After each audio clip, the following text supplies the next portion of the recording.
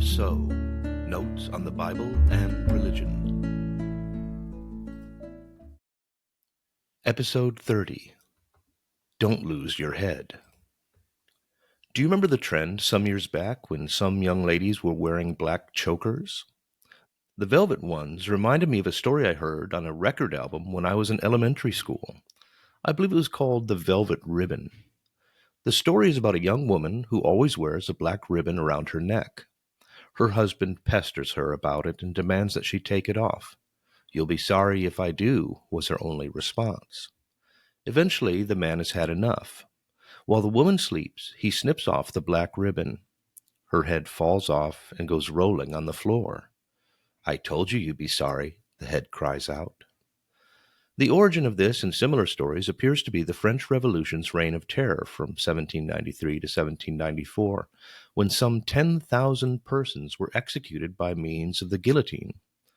One of the first to die was King Louis XVI, who lost both his crown and his cranium, his head.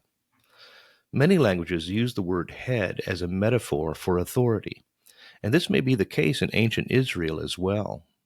In the Old Testament, there is quite a bit of damage done to the heads of opponents of King David, whose lineage the New Testament traces to Jesus, Matthew 1:1. Take, for instance, the story of young David.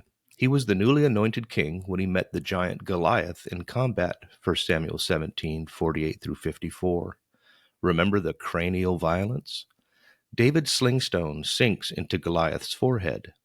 His head is then severed and brought to Jerusalem. Don't mess with the Lord's anointed. Saul, a tragic figure and rejected king, opposed David. He loses his head too, 1 Samuel 31:9.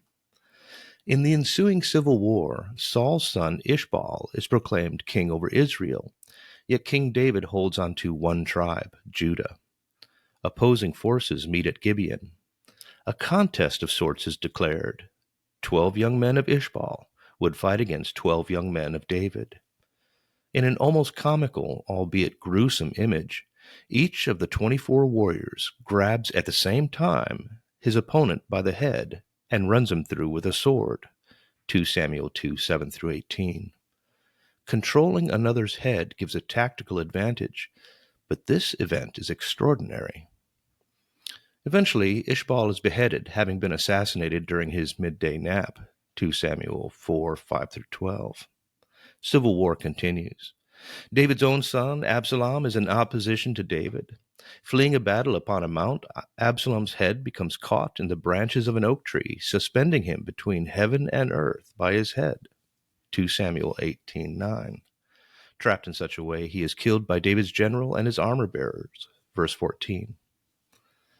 And so, many biblical characters in opposition to David, the king of Israel, suffer cranial or crown problems. Seems fitting, seeing as they're up against the Lord's anointed. Something to think about. In the New Testament, there are verses identifying Christ as the head of the church. See, for example, Colossians 1:18, Ephesians 1:22. Compare also chapter 5:21-33. In what you lead or do you dominate? In what you follow or do you cower? Is mutual submission possible? Print and ebook editions of And So, Notes on the Bible and Religion are available on Amazon. More information on my work may be found at jasoncdykhouse.com.